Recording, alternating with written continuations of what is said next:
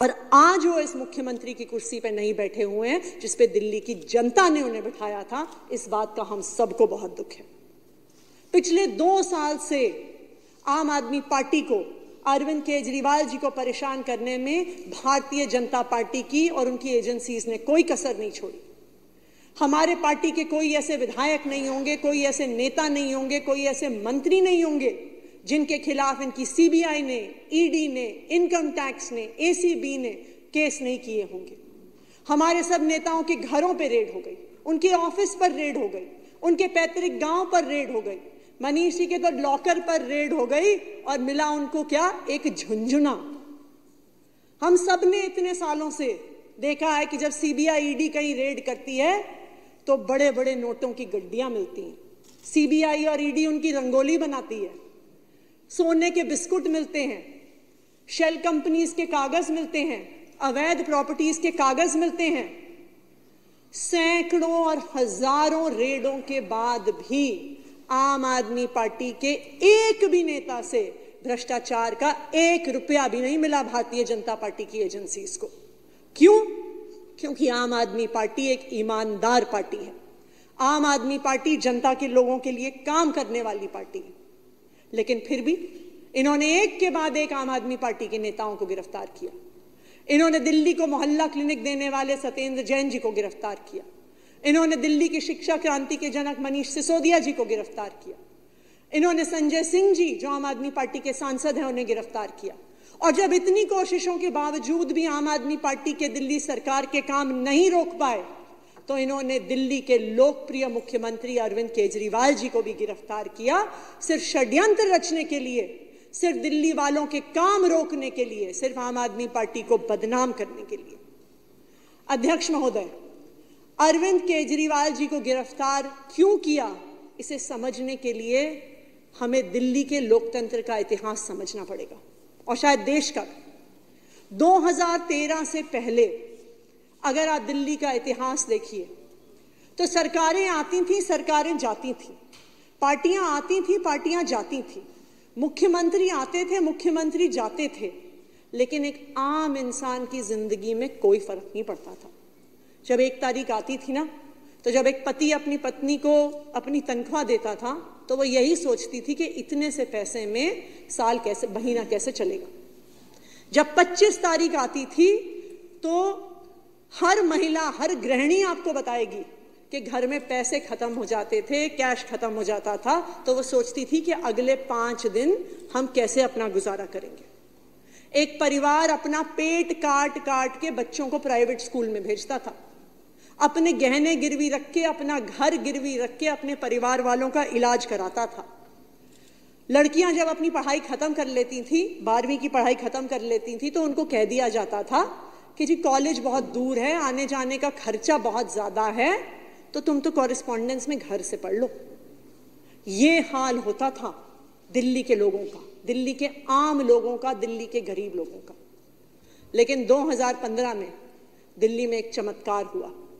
दिल्ली के लोगों ने अपने बेटे, अपने भाई अरविंद केजरीवाल जी को मुख्यमंत्री चुन के भेजा और तभी से दिल्ली वालों की, दिल्ली की महिलाओं की, दिल्ली के बच्चों की हाथों की लकीर बदल गई, उनकी तकदीर बदल गई। अरविंद केजरीवाल जी वो आदमी हैं जिन्होंने दिल्ली वालों को 24 घंटे बिजली दी, फिर भी 0 बिजली का बिल दिया। अरविंद केजरीवाल जी वो व्यक्ति हैं जिन्होंने गरीब बच्चों को वर्ल्ड क्लास शिक्षा दी, इंजीनियर बनने का मौका दिया, डॉक्टर बनने का मौका दिया, एंटरप्रेन्योर बनने का मौका दिया। ये हैं अरविंद केजरीवाल जी। ये वो व्यक्ति हैं जिन्होंने परिवारों को उस व्यथा से निकाला कि परिवार के एक सदस्य के इलाज के लिए हमें अपना घर गिरवी रखना पड़ता था। इन्होंने सब सरकारी अस्पतालों में वर्ल्ड क्लास इलाज दिया, मोहल्ला क्लिनिक में फ्री दवाइयां दी, लड़कियों को कॉलेज में पढ़ने का मौका दिया क्योंकि बस यात्रा फ्री कर दी, बुजुर्गों को फ्री तीर्थ यात्रा दी। और ये सब तब किया जब साथ में उन्होंने दिल्ली को, और मैं ये बता दूं, भारतीय जनता पार्टी की तो 22 राज्यों में सरकार है, एक राज्य में भी ना ये फ्री बिजली देते हैं, ना पानी देते हैं, ना अच्छे स्कूल देते हैं, ना अच्छे अस्पताल देते हैं, फिर भी घाटे में चलती हैं इनकी सरकारें। अरविंद केजरीवाल जी ने फ्री बिजली दी, पानी दिया, स्कूल दिए, अस्पताल दिए, मोहल्ला क्लिनिक दी, फ्री बस यात्रा दी, तीर्थ यात्रा दी, और फिर भी देश की इकलौती मुनाफे में चलने वाली सरकार दी। ये है अरविंद केजरीवाल जी की सरकार, ये है आम आदमी पार्टी की सरकार। क्यों कर पाए? क्योंकि अरविंद केजरीवाल कट्टर ईमानदार हैं। क्यों कर पाए? क्योंकि आईआईटी से पास आउट इंजीनियर हैं, पढ़े लिखे हैं, इनको काम करवाना आता है, इसलिए 10 साल में इतना बेहतर काम कर पाए। अब भारतीय जनता पार्टी की क्या समस्या थी? अपने तो किसी भी राज्य में वो काम करके नहीं दिखा सकते थे, अपने तो किसी भी नेता पे ईमानदारी का ठप्पा नहीं लगा सकते थे, कहीं अच्छे स्कूल नहीं दे सकते थे, कहीं अच्छे अस्पताल नहीं दे सकते थे। तो उन्होंने सोचा जी हम एक काम करते हैं, इस ईमानदारी से काम करने वाले नेता पर कीचड़ उछालते हैं। और तभी सीबीआई का केस किया, ईडी का केस किया, परेशान किया अरविंद केजरीवाल जी को, उनके सारे नेताओं को। क्यों? उनकी ईमानदारी पे कीचड़ उछालना चाहते थे, दिल्ली वालों के काम रोकना चाहते थे, और इसीलिए काम रोकने के लिए अरविंद केजरीवाल जी को जेल में डाल दिया।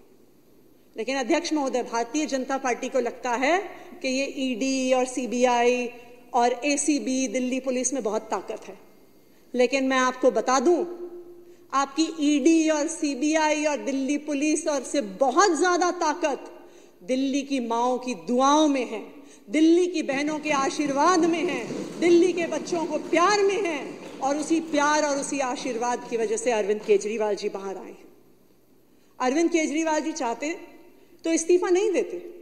सुप्रीम कोर्ट ने जितनी तीखी टिप्पणी इनकी सीबीआई और ईडी और सेंट्रल एजेंसीज पे करी, सुप्रीम कोर्ट ने तो उनके मुंह पे तमाचा मारा और कहा कि केंद्र सरकार की एजेंसियां पिंजरे में कैद एक तोते की तरह हैं।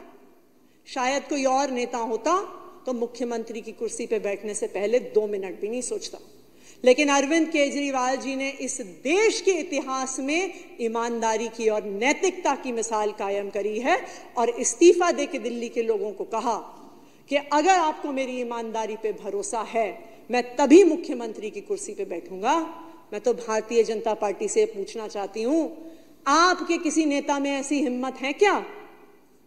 मैं दिल्ली वालों को यह भी भरोसा दिलाना चाहती हूं कि अब अरविंद केजरीवाल जी जेल से बाहर आ गए। पिछले 6 महीने से, जब से अरविंद केजरीवाल जी जेल में थे, भारतीय जनता पार्टी ने दिल्ली वालों के काम रोकने की हर साजिश करी। बुजुर्गों की 6 महीने तक पेंशन रोके रखी, विधवाओं की पेंशन रोके रखी, दिल्ली जल बोर्ड के पैसे रोक दिए, सड़कें तुड़वा दी, हॉस्पिटल में, मोहल्ला क्लिनिक में दवाइयां रुकवा दी। लेकिन अब अरविंद केजरीवाल जी जेल से बाहर आ गए हैं, और मैं दिल्ली वालों को यह भरोसा दिलाती हूं कि अरविंद केजरीवाल जी के मार्गदर्शन में दिल्ली वालों के सारे रुके हुए काम अगले 6 महीने में होने वाले हैं, जैसा अरविंद केजरीवाल जी ने दिल्ली वालों को वादा किया। अभी कुछ देर पहले महाजन जी किसी के भाषण के दौरान 0-0-0 कई बार कह रहे थे, तो मुझे लगता है कि हमारे भाजपा वालों को भी, दोस्तों को पता ही है कि फरवरी में आने वाले चुनावों का क्या नतीजा होने वाला है। इस बार तो अभी वहां पे हाउस में 8 सीटें आपके पास हैं, पर जो षड्यंत्र आपने दिल्ली के बेटे, दिल्ली के भाई अरविंद केजरीवाल के खिलाफ रचा है, अध्यक्ष महोदय, अगली बार आपके पास ऑपोजिशन की कुर्सियों में एक भी व्यक्ति बैठने के लिए नहीं होगा। दिल्ली के लोग अरविंद केजरीवाल जी को 70 में से 70 सीटें देके भेजेंगे और फिर से दिल्ली का मुख्यमंत्री बनाएंगे। बहुत बहुत धन्यवाद। जय हिंद, जय भारत। अब श्रीमती आतिशी माननीय मुख्यमंत्री प्रस्ताव करेंगी कि दिनांक 26 सितंबर 2024 को सदन में पुनर्स्थापित दिल्ली माल सेवा कर तृतीय संशोधन विधेयक 2024 वर्ष 2024 का विधेयक संख्या 3 पर विचार किया जाए।